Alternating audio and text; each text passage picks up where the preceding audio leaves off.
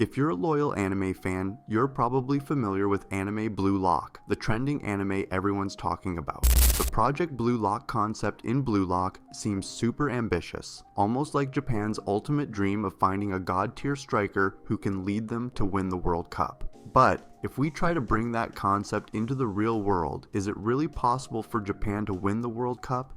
Now, even though I'm just a regular otaku and not a diehard soccer fan, I personally think the Blue Lock concept would fail if applied in reality.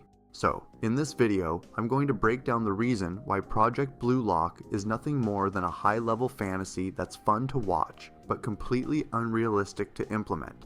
Alright, let's jump straight into the discussion. First, the Blue Lock training method is honestly absurd and can even be called downright toxic. From the start, it's clear how ambitious this project is, but once you dig deeper, it's obvious that the concept is only exciting in anime. It wouldn't work in real life.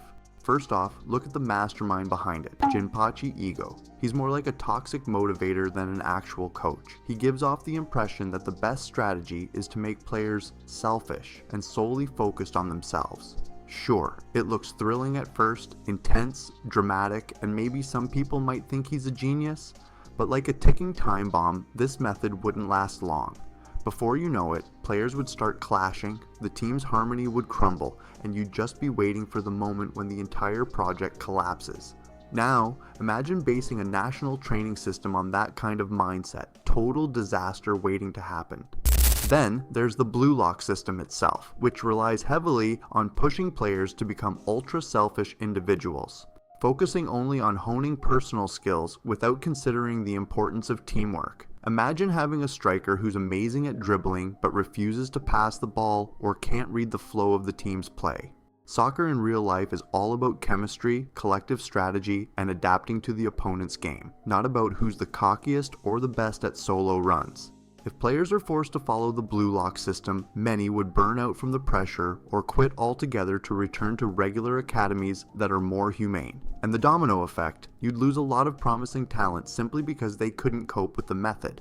So overall, a training approach like Blue Lock is nothing more than a nightmare wrapped in empty ambition. Second, it's way too risky. Japan created Project Blue Lock with the sole purpose of finding one ultimate striker, just one person, whom they hope can become the hero of their national team. It's like putting all your dreams and ambitions on a single individual, expecting them to carry the entire weight of the national team on their shoulders. But think about it, what happens if this genius striker they finally discover ends up getting taken out by a brutal sliding tackle in a crucial match and suffers a severe injury? What if, during the World Cup, with all eyes on them, they suddenly can't play? That's it. The end of the story. Japan would be knocked out of the tournament even faster than predicted, and all those big hopes would come crashing down in an instant. You can't rely on just one person to save the team during 90 minutes of play.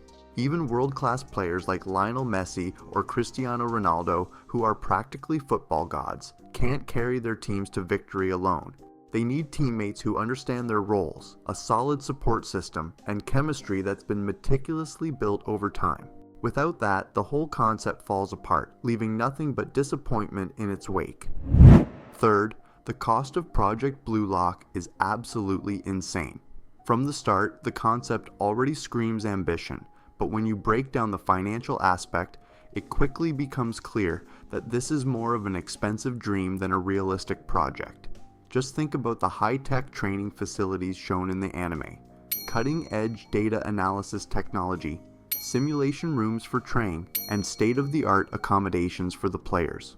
On paper, it all sounds incredibly cool, but in reality, all of that comes with a massive price tag. Building even a small stadium costs tens million of yen, let alone constructing a fully equipped training complex like Blue Lock. And where is the money supposed to come from? Sponsors? The government? If public funds are used, do you really think citizens will just sit quietly? It would instantly spark massive controversy because the public would much rather see that money spent on things with tangible benefits. And then there's the operational cost. Do you think running a luxurious facility like that is cheap? High-tech equipment like that needs constant upgrades to stay relevant, and daily player expenses can't be covered on a shoestring budget. When you crunch the numbers, the total cost of running Project Blue Lock would rival the budget of a top-tier European football club. The difference? European clubs generate revenue through ticket sales, merchandise, and broadcasting rights. Meanwhile, Blue Lock, it's just a bottomless pit of expenses with no chance of breaking even, all for the sake of finding one genius striker.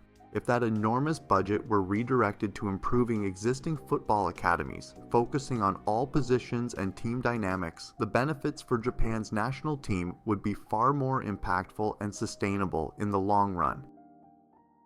And that's it for the explanation about why the Blue Lock concept is impossible to implement in the real world.